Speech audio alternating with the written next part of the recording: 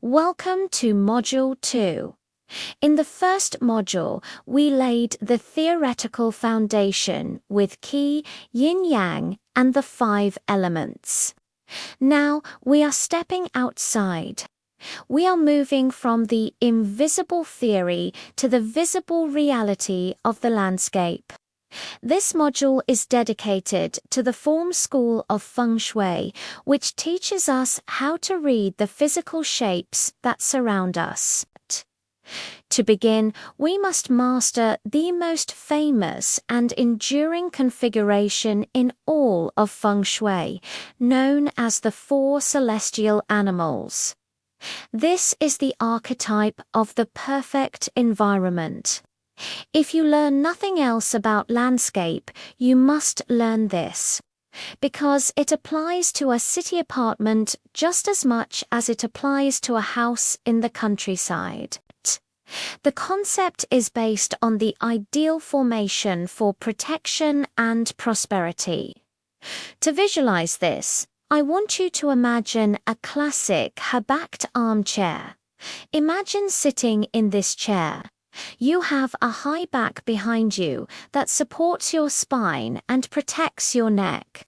You have an armrest on your left and an armrest on your right that embrace you, and in front of you, the space is open, allowing you to stretch your legs and see anyone approaching. This armchair represents the 4 energy guardians that should surround every home. Let us name them according to the ancient tradition.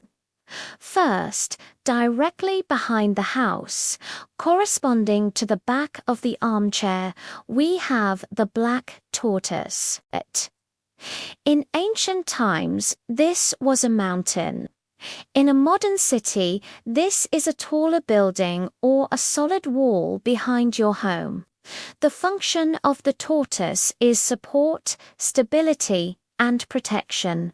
It protects the home from cold winds coming from the back and ensures that you have backing in your career and health. If a house lacks a tortoise, such as a house with a cliff drop-off behind it, the occupants will feel unsupported and vulnerable.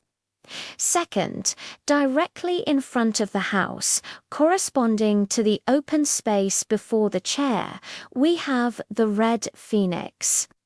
The phoenix is a mythical bird that flies high.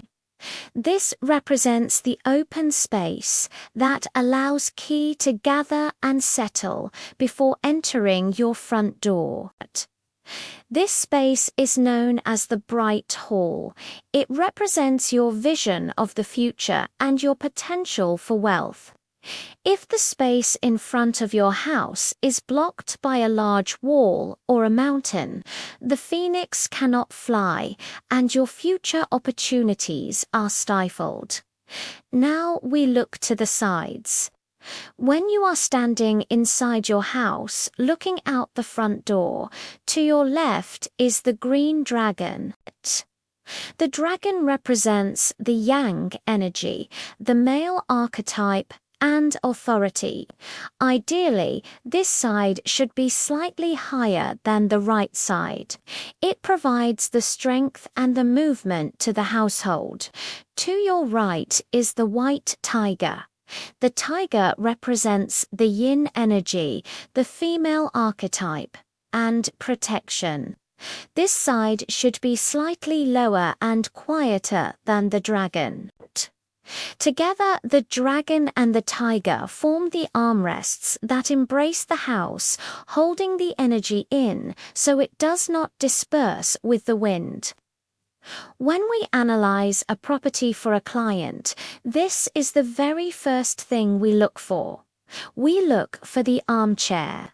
We want to see a solid building behind for the tortoise, an open street or park in front for the phoenix, and neighboring buildings on the left and right to act as the dragon and tiger. When a home has all 4 of these animals in place, the Qi is contained, protected, and allowed to accumulate. This creates a sanctuary where the occupants feel safe, wealthy, and empowered.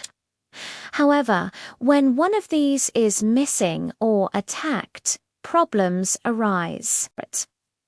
In the next lessons of this module, we will explore how to identify these problems and, more importantly, how to fix them when the landscape is far from perfect.